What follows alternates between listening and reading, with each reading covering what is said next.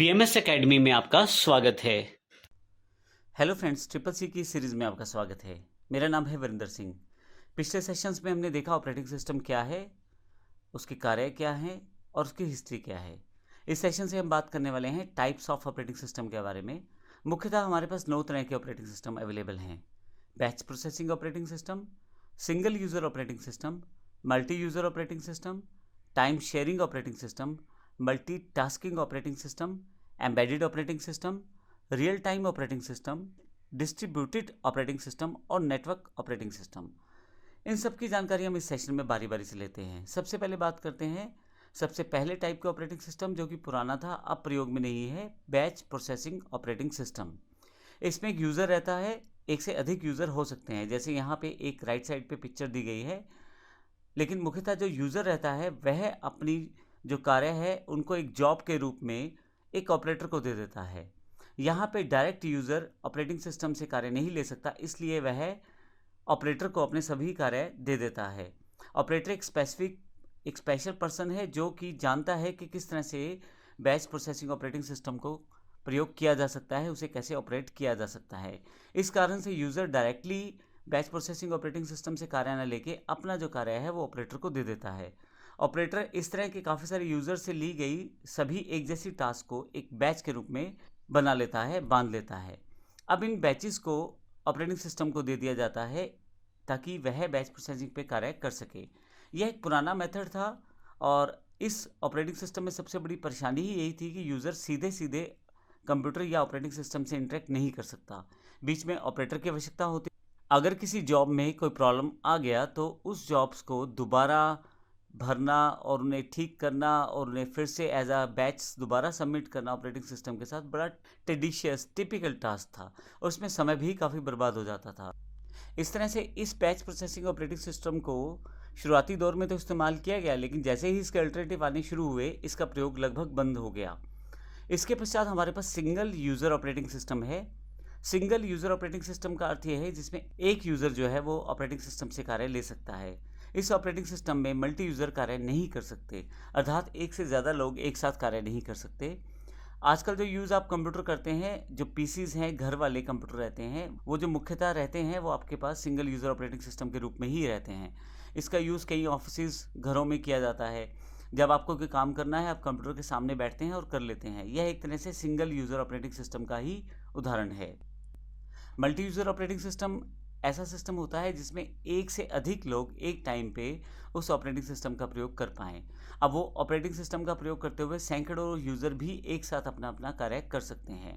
इसमें यह operating system जो है स्पेशली डिज़ाइंड रहते हैं और अलग कैटेगरी के रहते हैं।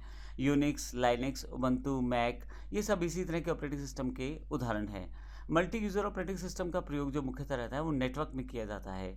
जैसे कि एक बड़ी कंपनी में काफ़ी सारे लोग एक कंप्यूटर के ऊपर कार्य कर पाएँ, जिसमें वो सबके पास एक टर्मिनल के रूप में जुड़ा हो सकता है। तो मुख्यतः इसमें एक नेटवर्क की ज़रूरत रहती है जिसमें काफ़ी सारे यूज़र उस नेटवर्क के ज़रिए उस पर्टिकुलर ऑपरेटिंग सिस्टम से जुड़ पाते हैं, जो मल्टी यूज़र ऑपरेटिंग सिस्टम का फ़ायदा दे सकता है। नेक्स्ट टाइप जो ऑपरेटिंग सिस्टम का है वो है टाइम शेयरिंग ऑपरेटिंग सिस्टम। इसमें ऑपरेटिंग सिस्टम में मल्टी यूज़र एक ही समय में एक ही प्रोग्राम का यूज़ करते हैं, जिसमें ऑपरेटिंग सिस्टम के द्वारा यूज़र के अकाउंट क्रिएट कर दिए जाते हैं। यदि आप यहाँ राइट हैंड साइड पे देखें तो यहाँ मैंने 4 यूज़र दिखाए हैं। इसमें एक एक्टिव यूज़र है उस समय जो वो उस कंप्यूटर प्रोग्राम को प्रयोग कर रहा है, लेकिन उससे अगला यूज़र जो है वो रेडी स्टेट में है, अर्थात जैसे ही इसका टास्क खत्म होगा तो टाइम शेयरिंग ऑपरेटिंग सिस्टम के द्वारा अगला यूज़र जो है वो इस कार्य को कर पाएगा। बाकी जो अगले दोनों यूज़र हैं वो वेटिंग में है, उनका जब बारी आएगा तभी वो इसका प्रयोग कर पाएगा।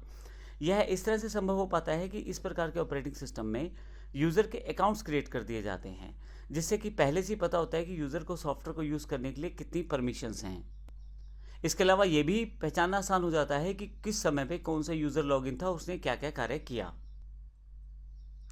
अगला जो ऑपरेटिंग सिस्टम है वो मल्टी टास्किंग ऑपरेटिंग सिस्टम है। मल्टी टास्किंग ऑपरेटिंग सिस्टम में एक ही समय में एक से अधिक टास्क कराए जाते हैं। यह इन सभी टास्क को बड़ी फास्ट करता है, जिससे कि सीपीयू के खाली समय अगर रह जाए तो वो यूज़ हो जाता है। इसमें यूज़र ऑपरेटिंग सिस्टम या किसी प्रोग्राम को डायरेक्ट कमांड या इंस्ट्रक्शन देता है और साथ ही उसका रिजल्ट मिल जाता है। यूज़र को लगता है कि सारे कार्य कंप्यूटर एक साथ कर रहा है, पर असल में ऐसा नहीं होता। असल में सीपीयू सभी कार्यों को एक एक करके थोड़ा थोड़ा टाइम बारी बारी से बांट रहा होता है, जिससे लेकिन सीपीयू की स्पीड इतनी तेज़ होती है कि हमें यानी कि एज अ यूज़र हमें पता ही नहीं लगता कि वह बीच में टाइम बांट के इन कार्यों को कर रहा है।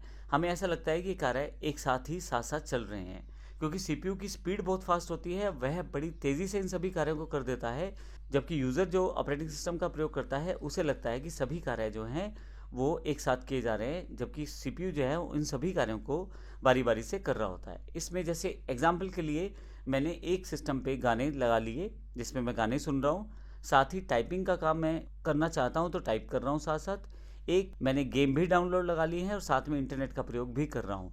तो इस तरह से मल्टीटास्किंग ऑपरेटिंग सिस्टम में एक से अधिक टास्क आप बड़ी आसानी से कर पाते हैं। नेक्स्ट जो ऑपरेटिंग सिस्टम है वो एम्बेडेड ऑपरेटिंग सिस्टम है। आजकल काफ़ी सारी डिवाइसेस ऐसी हैं जिनमें चिप में पहले से ही इंस्ट्रक्शंस को सेव करके रख दिया जाता है।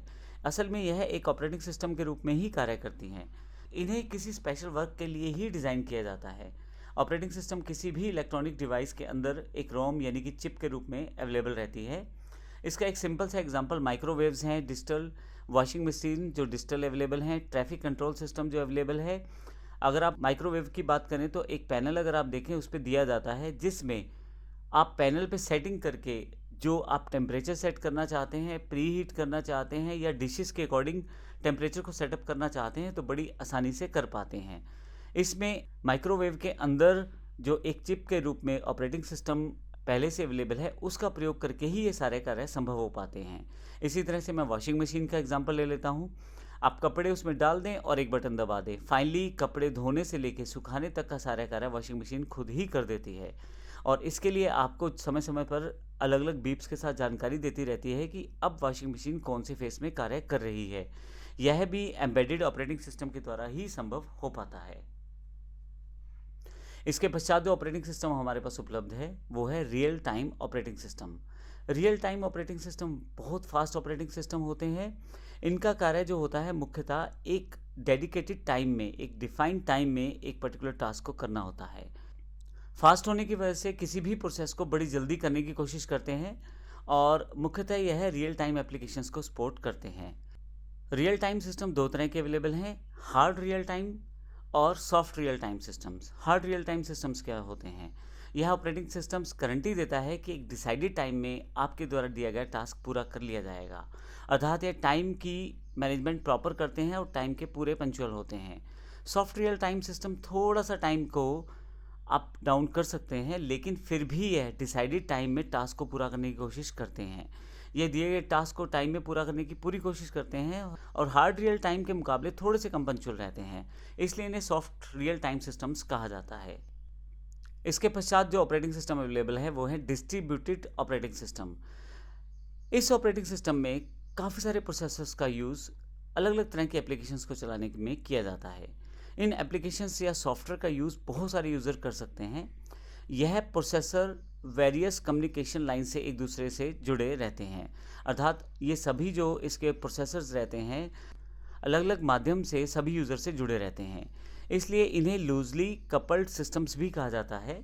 यह प्रोसेसर कोई कंप्यूटर, साइट, नोड और अदर डिवाइस के रूप में भी हो सकते हैं। तो इस तरह से इन्हें डिस्ट्रीब्यूटेड ऑपरेटिंग सिस्टम कहा जाता है, क्योंकि इसमें ऑपरेटिंग सिस्टम जो है अलग अलग एप्लीकेशंस चलाने में करता है और ये एप्लीकेशंस एक साथ बहुत सारे यूज़र यूज़ कर सकते हैं। अगला जो ऑपरेटिंग सिस्टम हमारे पास है नेटवर्क ऑपरेटिंग सिस्टम है। नेटवर्क ऑपरेटिंग सिस्टम एक ऐसा सिस्टम है जो एक पर्टिकुलर सर्वर पर रन होता है और data, users, group, security, applications और अदर नेटवर्किंग फंक्शंस को मैनेज करने की एबिलिटी भी देता है। यानी कि एक स्पेशल टाइप का ऑपरेटिंग सिस्टम होता है नेटवर्क ऑपरेटिंग सिस्टम, जिसका कार्य ही नेटवर्क बेस में या नेटवर्किंग में कार्य किस प्रकार से लिया जा सकता है, उसमें किस तरह से उस कार्य को मैनेज किया जा सकता है, इस तरह की सभी एबिलिटीज़ रहती हैं। इस ऑपरेटिंग सिस्टम का मुख्य उद्देश्य है लैन में